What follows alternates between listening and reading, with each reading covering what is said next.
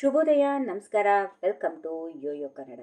ಭಾರತದ 77ನೇ ಗಣರಾಜ್ಯೋತ್ಸವ ಈ ಬಾರಿ ಜಗತ್ತಿನ ಗಮನ ಸೆಳೆಯಲಿದೆ. ಯಾಕಂದ್ರೆ ಈ ಸಲ ಒಬ್ಬರಲ್ಲ, ಇಬ್ಬಿಬ್ಬರು ಘಟಾನುಘಟಿ ನಾಯಕರು ಚೀಫ್ ಗೆಸ್ಟ್ ಆಗಿ ಬರ್ತಾ ಇದ್ದಾರೆ. ಯುರೋಪಿಯನ್ ಕೌನ್ಸಿಲ್ ಅಧ್ಯಕ್ಷ ಆಂಟೋನಿಯೋ ಕೋಸ್ಟಾ ಮತ್ತು ಯುರೋಪಿಯನ್ ಕಮಿಷನ್ ಅಧ್ಯಕ್ಷೆ ಉರ್ಸುಲಾ ವಾನ್ ಡೆರ್ ಲೆಯಾನ್ ಜನವರಿ 26ರಂದು ಕರ್ತವ್ಯ ಪಥದಲ್ಲಿ ಮಿಂಚಲಿದ್ದಾರೆ. ಪ್ರಧಾನಿ ಮೋದಿ ಅವರ ಆಹ್ವಾನದ ಮೇರೆಗೆ ಬರ್ತಿರೋ ಈ ನಾಯಕರ ಭೇಟಿ ಬರೀ ಪೆರೇಡ್ ನೋಡೋಕೆ ಮಾತ್ರ ಸೀಮಿತವಾಗಿಲ್ಲ. ಇದರ ಹಿಂದೆ ಭಾರತದ ಆರ್ಥಿಕತೆಯನ್ನ ಬದಲಿಸುವ ದೊಡ್ಡ ಮಾಸ್ಟರ್ ಪ್ಲಾನ್ ಅಡಗಿದೆ. ಈ ಕುರಿತು ಒಂದು ರಿಪೋರ್ಟ್ ಇಲ್ಲಿದೆ, ನೋಡೋಣ ಬನ್ನಿ. ಭಾರತದ 77ನೇ ಗಣರಾಜ್ಯೋತ್ಸವಕ್ಕೆ ಯುರೋಪಿಯನ್ ಒಕ್ಕೂಟದ ಇಬ್ಬರು ಗಣ್ಯರು ಮುಖ್ಯ ಅತಿಥಿಗಳು. ಜನವರಿ 25ರಿಂದ 27ರವರೆಗೆ ಭಾರತದ ರಾಜ್ಯ ಭೇಟಿಯಲ್ಲಿ ಇರಲಿರುವ ಯುರೋಪಿಯನ್ ನಾಯಕರು ಮೂಲತಃ ಗೋವಾದವರಾದ ಆಂಟೋನಿಯೋ ಕೋಸ್ಟಾ ಆಗಮನ ಭಾರತೀಯರಿಗೆ ಹೆಮ್ಮೆಯ ವಿಷಯ. ನೆನೆಗುದಿಗೆ ಬಿದ್ದಿರುವ ಮುಕ್ತ ವ್ಯಾಪಾರ ಒಪ್ಪಂದಕ್ಕೆ FTA ಈ ಭೇಟಿಯಿಂದ ಸಿಗಲಿದೆ ಹೊಸ ಚೈತನ್ಯ.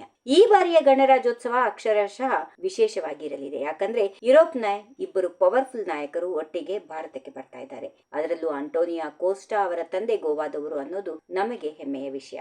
ಭಾರತೀಯ ಮೂಲದ ವ್ಯಕ್ತಿ ಯುರೋಪ್ನ ಇಷ್ಟು ದೊಡ್ಡ ಹುದ್ದೆಯಲ್ಲಿದ್ದುಕೊಂಡು ನಮ್ಮ ದೇಶಕ್ಕೆ ಅತಿಥಿಯಾಗಿ ಬರ್ತಾ ಇರೋದು ಇತಿಹಾಸವೇ ಸರಿ. ಇನ್ನು ಯುರೋಪ್ ಒಕ್ಕೂಟದ ಪ್ರಭಾವಿ ಲೇಡಿ ಉರ್ಸುಲಾ ಅವರು ಕೂಡ ಬರ್ತಿರೋದ್ರಿಂದ ಚೀನಾಕ್ಕೆ ಟಕ್ಕರ್ ಕೊಡಲು ಯುರೋಪ್ ಜೊತೆ ದೋಸ್ತಿ ಗಟ್ಟಿಯಾಗೋದು ಗ್ಯಾರಂಟಿ. ಇವರಿಬ್ಬರ ಭೇಟಿಯಿಂದ ಭಾರತಕ್ಕೆ ಸಿಗುವ ಅತಿ ದೊಡ್ಡ ಲಾಭ ಅಂದ್ರೆ ಅದು ಮುಕ್ತ ವ್ಯಾಪಾರ ಒಪ್ಪಂದ ಅಥವಾ FTA. ವೀಸಾ ಮತ್ತು ಟ್ಯಾಕ್ಸ್ ವಿಚಾರದಲ್ಲಿ ಕಿರಿಕಿರೋದ್ರಿಂದ ಈ ಮೆಗಾ ಡೀಲ್ ವರ್ಷಗಳಿಂದ ಪೆಂಡಿಂಗ್ ಇತ್ತು. ಈಗ ಈ ನಾಯಕರು ಬರ್ತಾ ಇರೋದ್ರಿಂದ ಜನವರಿ 27ರ ಶೃಂಗ ಸಭೆಯಲ್ಲಿ ಈ ಒಪ್ಪಂದಕ್ಕೆ ಅಂತಿಮ ಮುದ್ರೆ ಬೀಳೋ ಸಾಧ್ಯತೆಗಳು ದಟ್ಟವಾಗಿವೆ. ಈ ಡೀಲ್ ಕುದುರಿದ್ರೆ ನಮ್ಮ ದೇಶದ ಬಟ್ಟೆ, ಚರ್ಮದ ವಸ್ತುಗಳು ಮತ್ತು ಆಭರಣಗಳು ಯಾವುದೇ ಟ್ಯಾಕ್ಸ್ ಇಲ್ಲದೆ ಯುರೋಪ್ ಮಾರುಕಟ್ಟೆಯಲ್ಲಿ ಭರ್ಜರಿಯಾಗಿ ಸೇಲ್ ಆಗಲಿವೆ.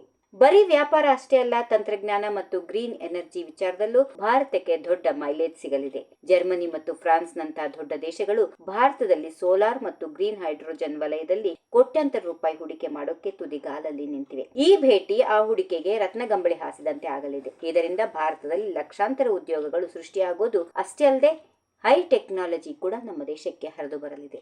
ಇನ್ನು IT ಟೆಕ್ಕಿಗಳು ಮತ್ತು ವಿದೇಶಕ್ಕೆ ಹೋಗುವ ವಿದ್ಯಾರ್ಥಿಗಳಿಗೆ ಇದು ನಿಜಕ್ಕೂ bumper offer, bumper good news.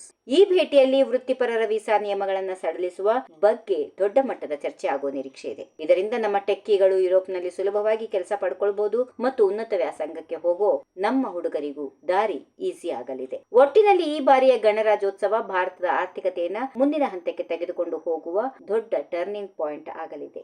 If you like this video, ಬೇಗ ಲೈಕ್ ಮಾಡಿ, ಕಾಮೆಂಟ್ ಮಾಡಿ, ಶೇರ್ ಮಾಡಿ ಹಾಗೂ ಯೋಯೋ ಟಿವಿ ಕನ್ನಡವನ್ನು ಸಬ್ಸ್ಕ್ರೈಬ್ ಮಾಡಿ.